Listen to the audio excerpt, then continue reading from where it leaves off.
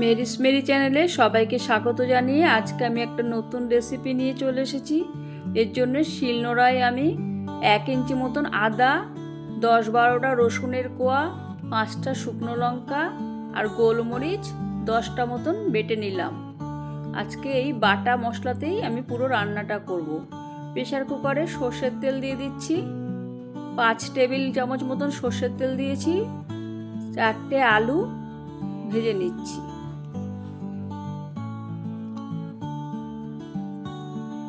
আলুটা ভালো করে ভাজা হয়ে গেছে আমার, এবার আমি তুলে নিচ্ছি এটা।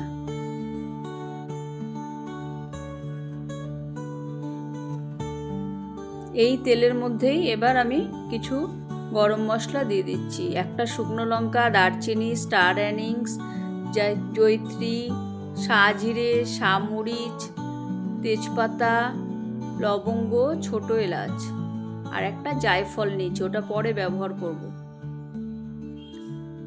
এবার তেলের মধ্যে এগুলো সব ফোড়নে আমি দিয়ে দিচ্ছি।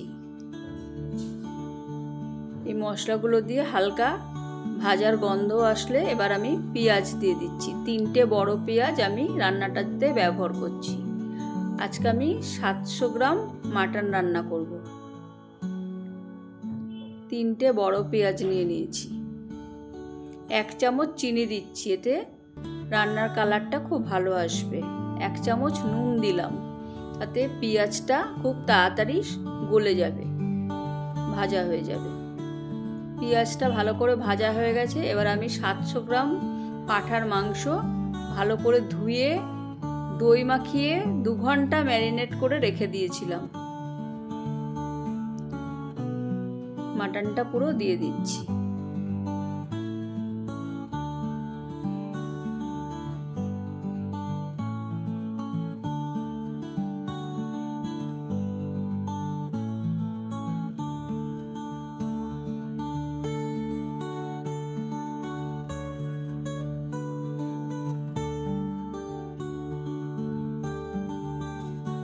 এটাতে আমি হলুদ দিলাম 3 চামচ, যেহেতু এটা ছোট চামচ সেজন্য 3 চামচ হলুদ দিলাম।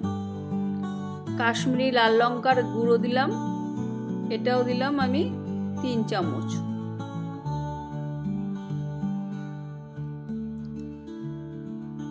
ভালো করে মাংসটা কষিয়ে নিচ্ছি।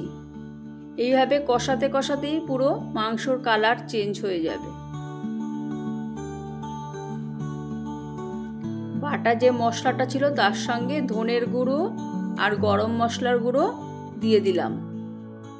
একসাথে দিয়ে এবার আমি কষতে থাকছি, ভালো করে কষিয়ে নিচ্ছি। ঢাকা দিয়ে দিয়ে আমি এইভাবে বারে বারে কষবো। ঢাকা দিয়ে দিচ্ছি, আবার 5 মিনিট পর ফিরে আসছি। দেখো মাটনের কালারটা পুরো চেঞ্জ হয়ে গেছে। এইভাবেই আমার 30% রান্না হয়ে যাবে, মাটনটা সেদ্ধ হয়ে যাবে।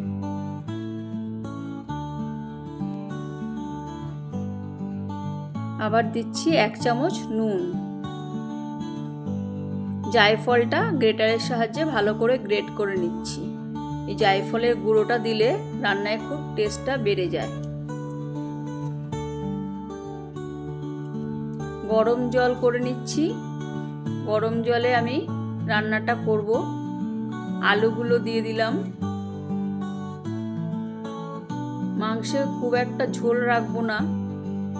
একটা রসুনকে ভালো করে পরিষ্কার করে ধুয়ে খোসা ছাড়িয়ে উপর থেকে নিয়েছি।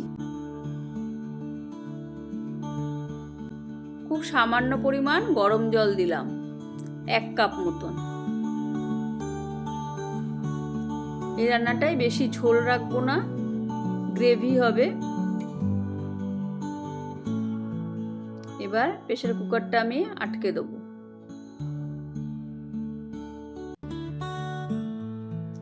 দুটো হুইসেল পড়লে গ্যাসের ফ্লেমটা বন্ধ করে দেবো। তারপর স্টিমটা বেরিয়ে গেলে প্রেসার কুকারটা খুলে নিলাম। যতটা জল রাখার আমার দরকার ছিল ঠিক সেরকমই হয়েছে। একদম গায়ে মাখায় হয়। এটা রুটি, লুচি, পরোটা, ভাতের সঙ্গে একদম জমে যাবে। তোমরা এভাবে ট্রাই করো, ভালো লাগবে। আমার রান্নাটা যদি ভালো লেগে থাকে একটা লাইক, কমেন্ট, শেয়ার করো।